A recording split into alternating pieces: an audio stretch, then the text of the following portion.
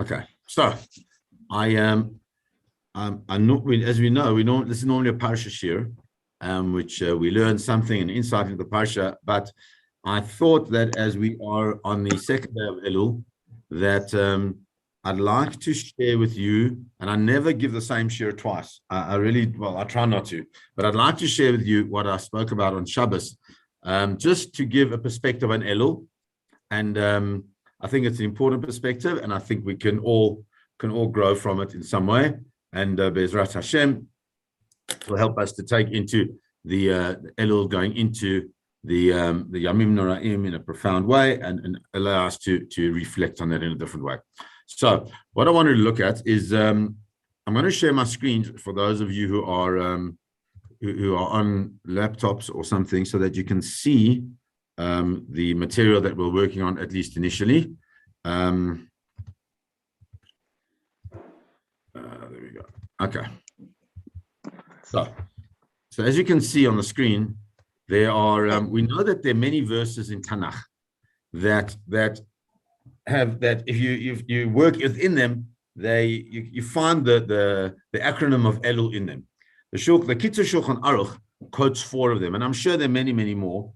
But the fact that the Kitzur Shulchan Aruch quotes these 4 must mean that there's something in these specific 4 that we have to look at something deeper.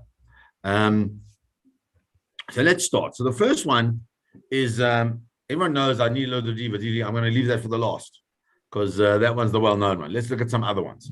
So the first one that the Kitzur Shulchan Aruch quotes is the pasuk from Esther, from the Megillah of Esther, after the whole story of Esther, where the Torah tells us it's the Megillah speaks us about the fact that Mordechai and Esther established that these days of Purim, that be it the 15th or the 14th of Adar, should be days days of great drinking and festivity.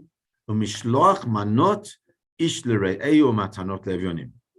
Mishloach manot ish l're'eyu. You know, this is the pasuk. This is the verse where it comes from, that we send a shalach manos, and we say and we give matanos le'evyonim. This is where the pasuk comes from. But if you look carefully, you'll see that in the ish l're'eyu umatanot le'evyonim is the acronym of Elul.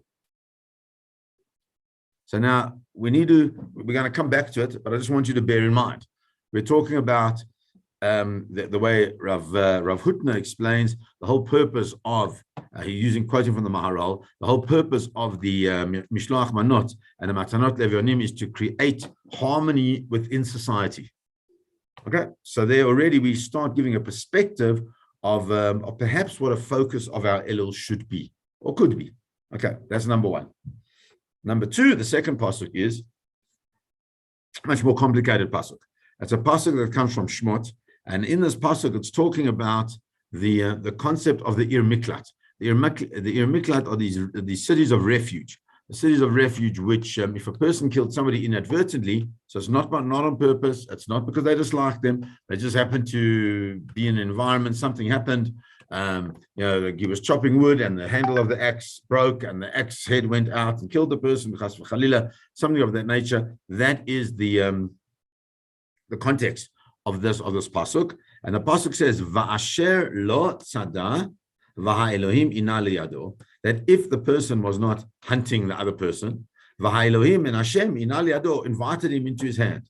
Then Hashem has given us these cities of refuge for the person to run. So you can see there as well, the Asher, the Aleph, Lo, V'halim, Liyado is also an acronym for Elul.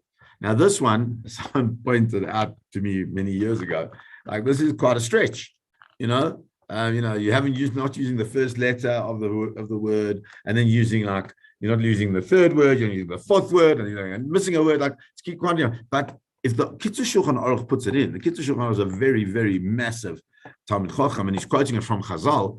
If they put it in, that means that they felt that in this verse is something for us to bear in mind during the month of Elul.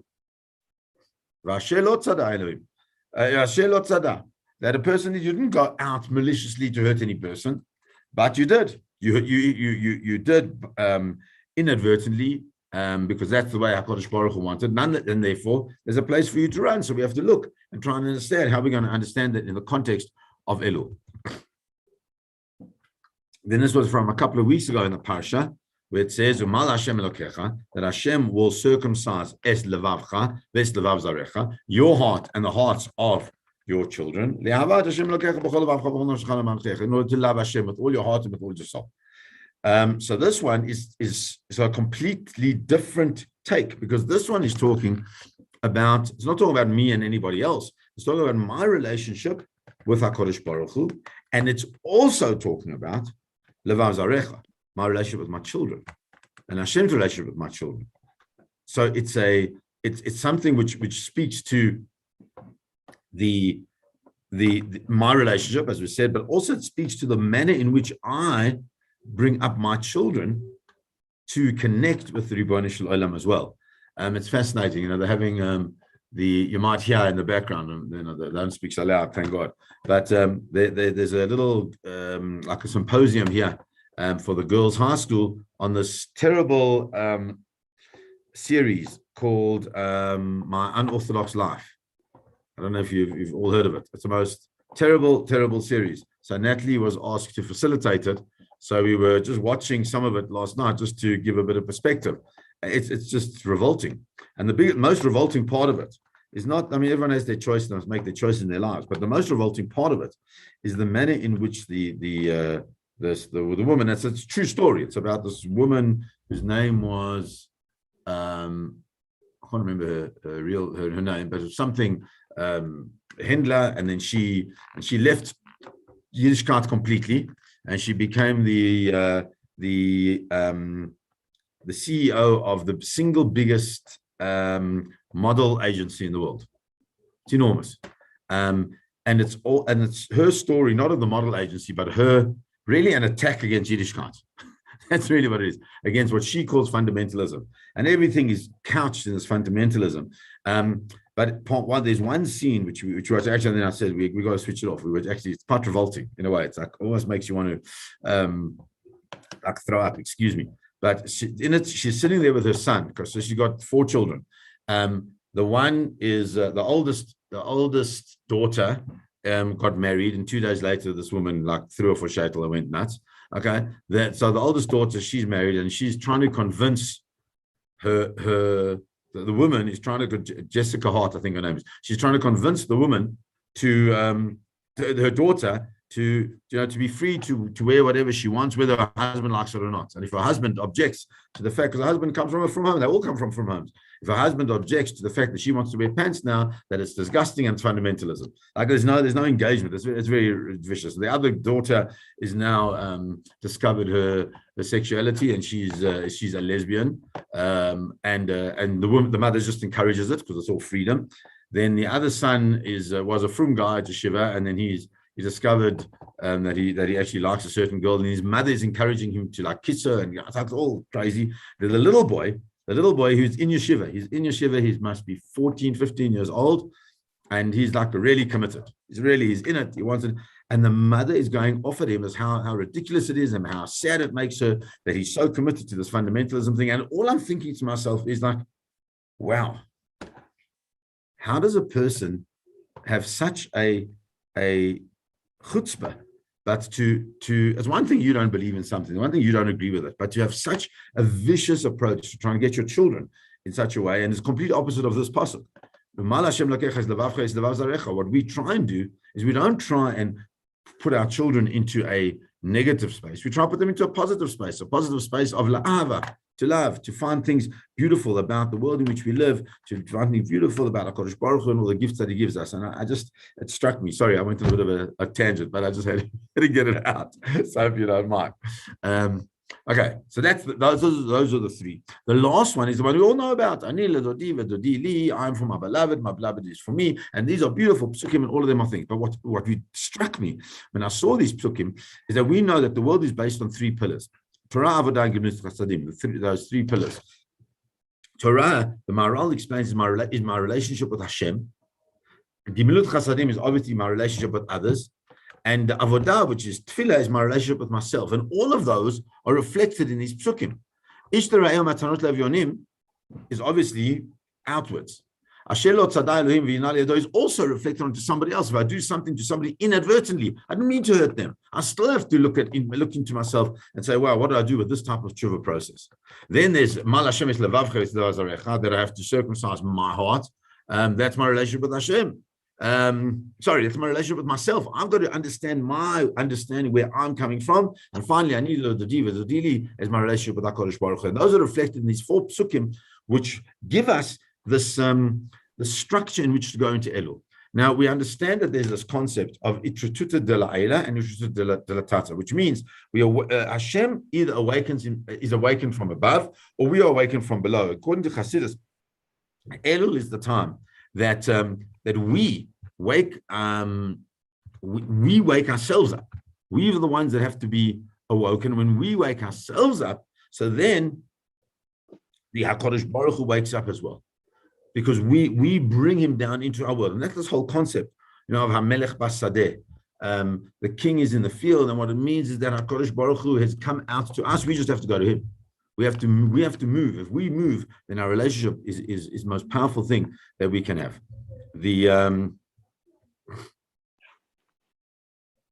Okay, so now there is moving on from that.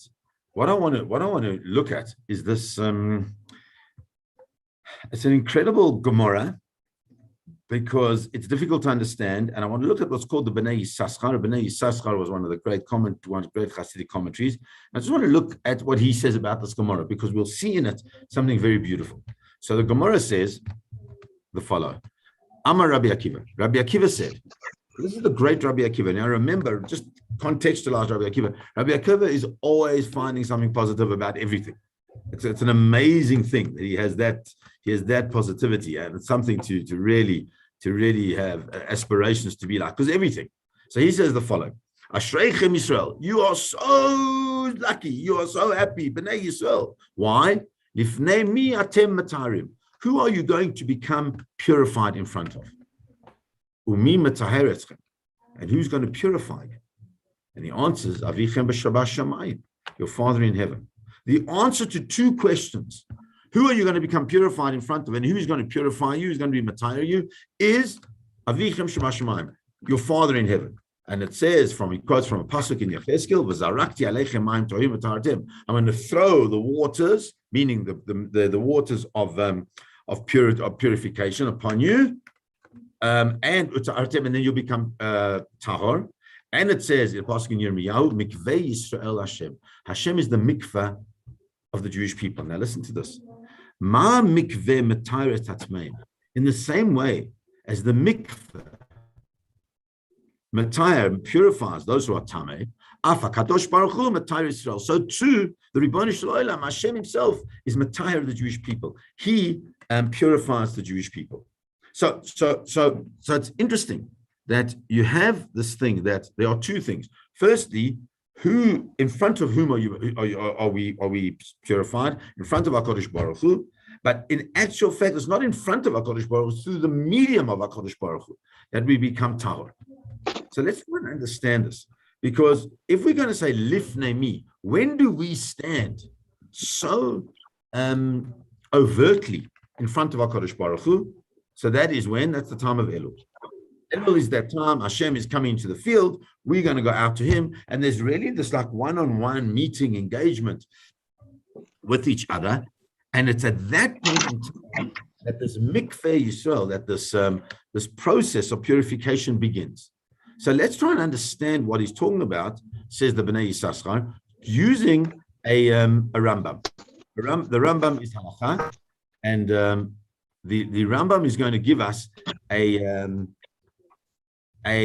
indication of what through the way of understanding it, of what exactly this Gemara is telling about. It says the following: Din Torah, there is a mitzvah from the Torah.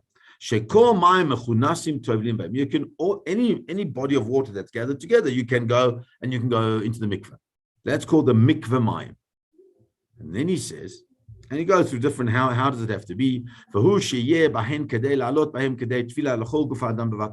has to be enough water that a person can go in one shot, and that must cover their whole body.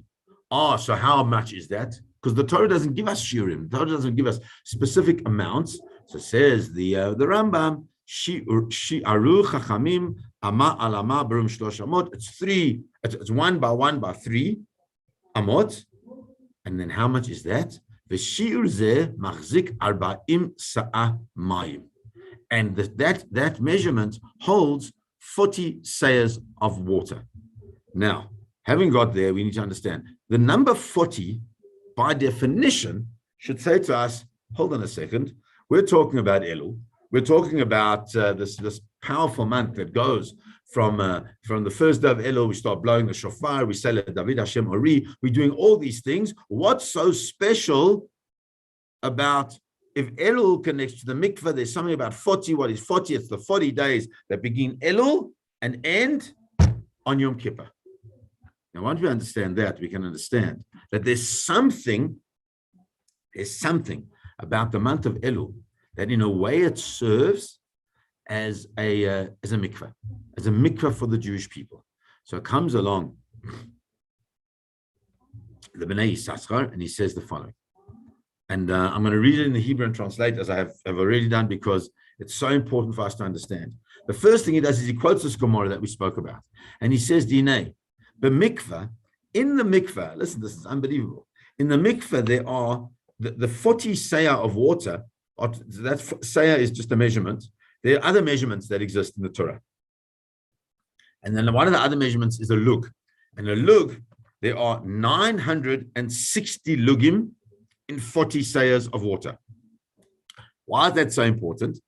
Because it's 960 in which a person becomes tahor. And where do you get the number 960? Let's work that out, because this is very special. Okay, I'm sorry, you're doing a bit of maths, right? 960 is 40 times 24. So that's amazing. Why? Because there are 24 hours in a day. So the number 960 is actually saying that in those 960 hours of Elul, if we immerse ourselves properly in them, and that's very difficult. I'm not saying it's easy, but if we immerse ourselves during those 960 hours of Elul to Yom Kippur, that's when we feel the mikveh Yisrael. That's when we're able to feel the purification of HaKadosh Baruch Hu, of the Jewish people, because that's what we're supposed to feel. And then he says, V'hinei, we need to understand. Kol bria yesh ba daled yesodot. When you understand, every single creation has 4 fundamental yesodot, foundations. V'chol yesod kalu mikulam, and all of those yesodot are all come together. They all mix up together, and they come together into the human being, as for our purposes. And what do we do? What do we do when we go into the mikveh? When we go into the mikveh, it's like going, the way the Chazal explains, it's like going back into the womb. It's like going back in, and that's why he says the mikveh has a tzura, has a shape of a samach. Sorry, the mikveh has a shape of a samach. It's a samach. And what's the samach? The samach is the traditional shape of the womb. And therefore we understand that in the same way as a child comes out of the womb as a bria chadasha, as a brand new creation, so too when we go into the mikveh, and when we completely put ourselves under and go under the water totally, and we come out like a bria chadasha, as a totally new creation. Totally new creation, because that's what the mikveh represents. And so Elul month begins to be this month that is an understanding that we should try and come out of these 960 hours, 40 days, in a manner in which we understand the concept of the Yemei Ratzon, of these days of Hashem wanting us to be closer to. The Mateh Ephraim, which is a halachic sefer, he writes in his Hakdama, his introduction to his book, he says the following: from Rosh Chodesh Elul until Yom Kippur, there are Yemei Harachamim v'Haslichot v'Yemei Ratzon. There are 3 things. He defines them as 3 things. Yemei Harachamim, days of rachamim, compassion. Slichot, we say slichot, it's our ability to connect with Hashem in that way. V'imei ratzon, and days in which Hashem sees us favorably. V'yesh l'chol adam, he says, and it is therefore appropriate for every person, l'orer libo b'tshuva, to arouse their hearts with tshuva during this time, v'la'asot lechaper et asher chata ala nefesh miyom hayoto, and to do what is ever he can in order to get a kapora, some type of atonement, on any sin that he may have done from the time he or she was existing in this world. Why?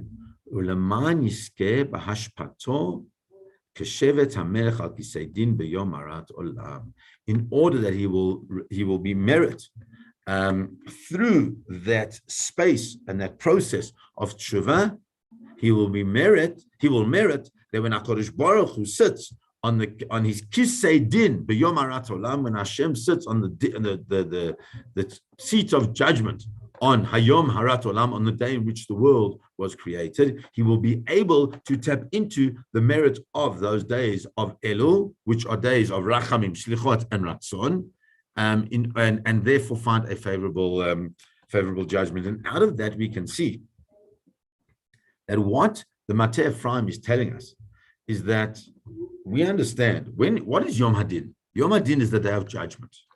And what do we daven for on Yom Hadin? We daven, like, one of the biggest things that we daven for is HaKadosh Baruch Hu should move from the Kisei Hadin to the Kisei Harachamim. It may be Yom Hadin, it's the day of judgment, but it all depends. It's like us. How do we judge? Do we judge from a din point of view? Do we judge from a strict point of view? Or when we judge, because we all judge, although it says in Pirkei that we should done like Avsus, right? Nonetheless, we do judge. And since we do judge, how do we judge? Where's the foundation of that judgment? Is it going to be from din or is it going to be from rachamim? And what we ask for is HaKadosh Baruch Hu should move from din to rachamim. And I thought to myself, what chutzpah! What an absolute chutzpah! Who am I to say to Hashem, move, shift over? So you know why I can do it? I can do it because I know that it exists. I know that Elul is that time of rachamim. And if Elul is that time of rachamim, and I've taken my Elul with me into Rosh Hashanah, and Rosh Hashanah is not sitting on its own like little day, but it's part of a process, then I can say to HaKadosh Baruch Hu, don't move yet, please. I know you've got to go to your din, but just stick around for another, 48 hours on the Kisei HaRachamim, and then you can move to the Kisei HaDin and do whatever you need to do. But just stay with him. Why? Because I know you're there. And I'm your son, I'm your daughter, I'm part of your family, be nice. Let's talk, let's try and deal with this in a nice way. But I can only do that because my Elul space is a recognition of the Rachamim, of the Slichot, of the Yemei Ratzon, of that period of time. And that's how the Mateh Ephraim begins. And then the Mateh Ephraim says, we understand. Kfar B'Yarnu, he says, we already explained, Chodesh Elul hu mu'tad l'tshuva. I know, we all know that it's a time for tshuva. And we know that a person who has Yirat Hashem and a person who's trying to connect with HaKadosh Baruch Hu should look into their deeds during this time. The question is, and I ask myself this every year, and most of the time I fail, to be honest, because it's difficult to find the time to do that. If a person has nothing to do, which would be a very sad thing when there's nothing to do, so then they can spend hours and hours, contemplating his boidus and all those things. But for us who are busy, we're doing things and we've got families and we've got things that we have to do and chesed projects to initiate or to follow through with or to finish. And we know that this one's sick and we find, and we've got so much going on. Where do we find the time for ourselves? Says the Mateh Ephraim. Yeshev kodim sudase. Person should sit for a few minutes before his meal. That before he falls to sleep, that he should sit and think about himself to find his sin. He should stay there in that space for a little bit of time, looking into the place and to find what they can have charota of what they did. And then they can do tshuva and then they'll be healed. Not only will they be healed, and this is, for me, was one of the keys of this Mateh Ephraim. V'yosef ometz b'kiyum hamitzvot. Not only is there a healing of the breach of the integrity of the relationship with HaKadosh Baruch Hu. But in addition to this, for your safe imuts, there will be an additional strength in Kiyum HaMitzvot. Now, what does that mean? So I saw the most beautiful Malbim, and the Malbim explains that there's a different imuts, and it says like Chazak ve'amatz. We all know that terminology. Be strong and be courageous. We translated that, but says the Malbim, that's not what it means. The word Chazak and Amatz are actually synonyms. They both mean strength. However, the Hebrew language is so gorgeous. It's got all these nuances, and it's in those nuances that you find so much meaning. The word Chazak, says the Malbim, means an initial space of strength. I need chizuk. We'll speak about chizuk. There's a time of chizuk. What's chizuk? Chizuk is right now I need like something to inspire me. I need chizuk. But that is not the end, because we also need imuts. We need imuts, says the Malbim, that is the sustainable strength. It's not enough just to feel inspired. We've got to do something with that inspiration so that the inspiration continues. That's imuts. We've got to be strong with it. And even then, it's difficult to always maintain it. And you have to keep thinking where I got my inspiration from. That's imuts. And so therefore says the Mateh Ephraim that it will be Yosef imuts, Bekima mitzvahs, means that the more we are able to look into ourselves and see where we may have gone wrong. And remember, I'm not talking about, did I switch the light on Shabbos? That's one aspect of it. But it's on everything. It's the holistic system of Torah, Avodah, Gemilas, Chasadim, of everything that we have to try. And it's not easy. I wish I could take 6 months to just off to start doing all these things, because there's so much work to do for all of us. But if we are able to find that space where I made a mistake, we're able to feel the charota on that. We're able to do the tshuva on it. We're able to phone up that person if it was to a person and say, "Listen, I'm really sorry." Or we can open our mouths and stand before the Ribono Shel Olam and say, "HaKadosh Baruch Hu, I'm really sorry. I shouldn't have done this." What he says that will give into our hearts imuts, sustainable ability to perform mitzvot better. And I thought to myself, what does this really mean? And I thought, you know what it means? Our hearts are filled with so much junk. And what really this time is like, what's the word? Like spelunking into the caves of our hearts, going into those spaces and pulling out the junk. And when you pull out the junk, you open up. And when you open up that vacuous space, which is our heart that can connect to people, to HaKadosh Baruch Hu in the right way, then there's imuts, because that space gets filled with the love and connection to HaKadosh Baruch Hu. And I think that's what the Mateh Ephraim is telling us. And then he says, and let me give you an example. I mean, he's not giving an example. He's giving a specific thing. But I think he's giving it just an example. I'll tell you why. He says, this month, be most careful with one mitzvah. What mitzvah? Not the mitzvah of kibbutz avayim, all these other things. Kiddush halavana. So you think, Kiddush lavana. I mean, I don't know, ladies, I don't know about you. I don't know how strict you are on Kiddush lavana. Firstly, it's a mitzvah aseh shazman grama. So you don't really have to be strict with that, okay? But the one thing he says is a key. You know why he says you got to be strict with Kiddush Levana? You got to be strict with Kiddush Levana. Shehi mitzvah veres. It's a mitzvah which passes. And I think that's the key here. When there are opportunities to connect, do we use them or don't we use them? When we have hearts that are filled with all the stuff that we have, it's hard to always use those opportunities.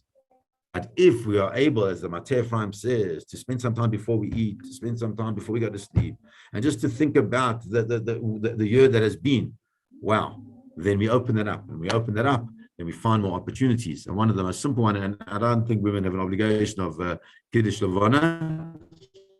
It's wonderful to do. It's another bracha to add to your armory, but nonetheless, the mitzvah that passes by, and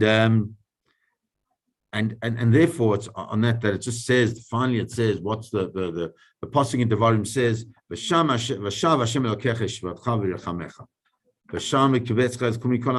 HaKadosh Baruch Hu, when we return, HaKadosh Baruch Hu then will also have that compassion on us, and he will collect us from all the nations of the world from which we have all been spread so thinly as the Jewish people. And it's on that I just would like to conclude with the words of Rav Kook. Rav Kook has a book called Orot HaTshuva, And in it, he speaks of returning to oneself, to our own selves, not just to Hashem, but to ourselves. And he says the following: when we forget the essence of our own soul, everything becomes confused and in doubt. The primary tshuva, that which immediately lights the darkness, is when a person returns to himself or to herself, to the roots of his or her soul.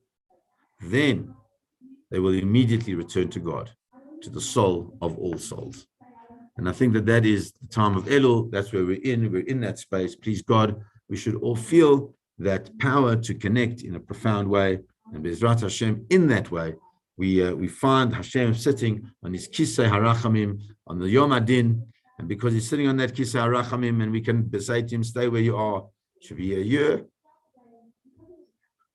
of glorious revealed bracha for us all. I wish everybody